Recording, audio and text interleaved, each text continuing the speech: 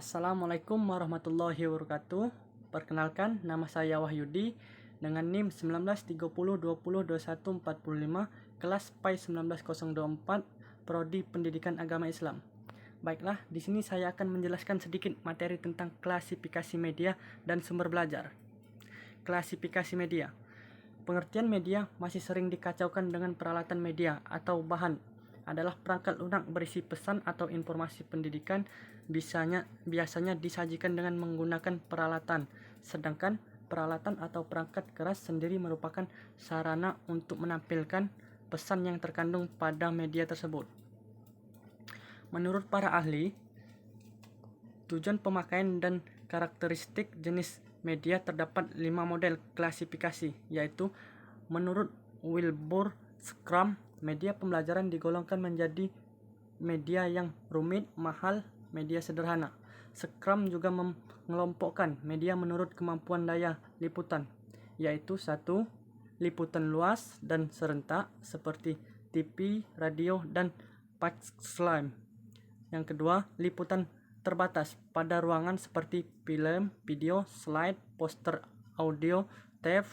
Yang ketiga, media untuk belajar individual seperti buku, modul, program belajar dengan komputer dan laptop.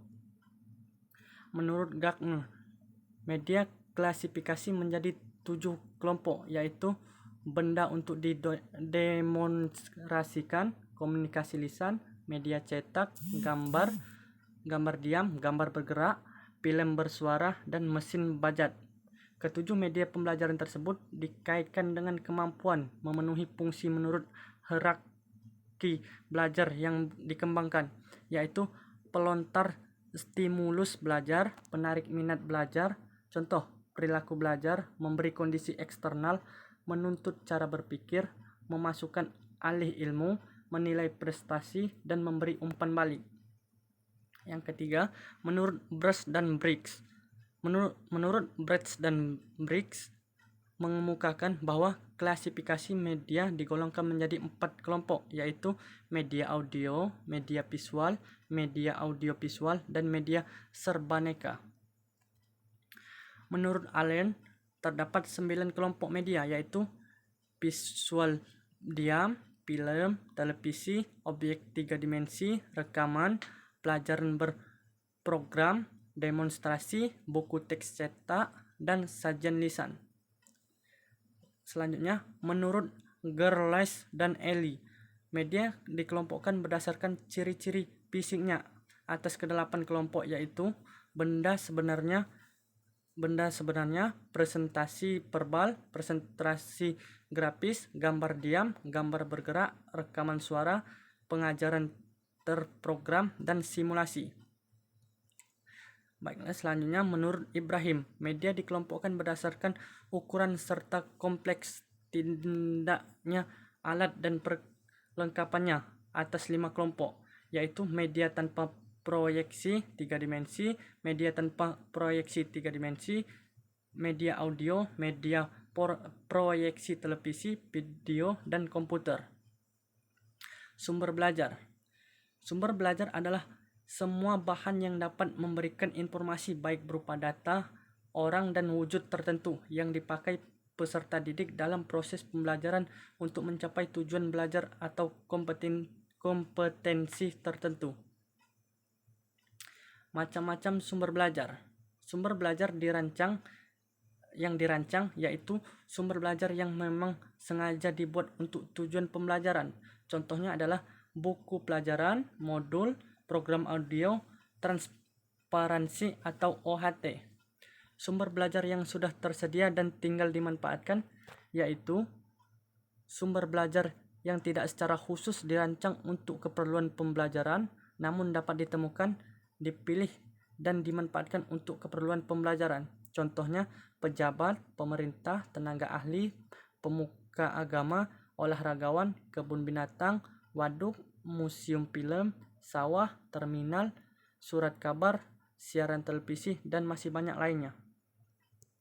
Jenis-jenis sumber belajar. 1. Pesan, informasi, bahan ajaran, cerita rakyat, dongeng, hikayat, dan sebagainya. Kedua, orang, guru, instruktur, siswa, ahli, narasumber, tokoh masyarakat, pimpinan lembaga, tokoh karir, dan sebagainya. Yang ketiga, bahan: buku, transparansi, film, slide, gambar, grafik yang dirancang untuk pembelajaran, relief, candi, arca, komik, dan sebagainya. Yang keempat, alat perlengkapan: perangkat keras komputer, radio, televisi, VCD atau DVD, kamera, papan tulis, generator, mesin mobil, motor, alat listrik, obeng, dan sebagainya. Yang kelima, pendekatan atau metode teknik: diskusi, seminar, pemecahan masalah, simulasi, permainan, sarasehan, percakapan biasa, diskusi, debat, talk show, dan sejenisnya. Yang keenam, lingkungan: ruang kelas, studio, perpustakaan, aula, teman, kebun, pasar, toko, museum, kantor, dan sebagainya. Fungsi sumber belajar: 1. Meningkatkan produktivitas pembelajaran dengan jalan A. Mempercepat laju belajar dan membantu guru untuk menggunakan waktu secara lebih baik.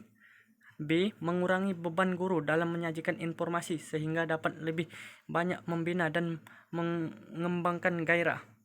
Yang kedua, memberikan kemungkinan pembelajaran yang sifatnya lebih individual dengan cara A. Mengurangi kontrol guru yang kaku dan tradisional. Yang B. Memberikan kesempatan bagi siswa untuk berkembang sesuai dengan kemampuannya. Ketiga, memberikan dasar yang lebih ilmiah terhadap pembelajaran dengan cara A. Perancangan program pembelajaran yang lebih sistematis. Yang B. Pengembangan bahan pengajaran yang dilandasi oleh penelitian. Yang keempat, lebih memantapkan pembelajaran dengan jalan A. Meningkatkan kemampuan sumber belajar. B. Penyajian informasi dan bahan secara lebih kognitif. Yang 5. Memungkinkan belajar secara seketika, yaitu mengurangi kesenjangan antara pembelajar yang bersifat verbal dan abstrak dengan realitas yang bersifat konkret. B. Memberikan pengetahuan yang sifatnya langsung. Manfaat sumber belajar: 1. Memberi pengalaman belajar secara langsung dan konkret kepada peserta didik.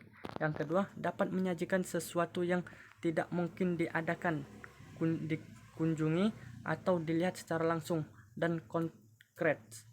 Yang ketiga, dapat menambah dan memperluas cakrawala sajian yang ada di dalam kelas.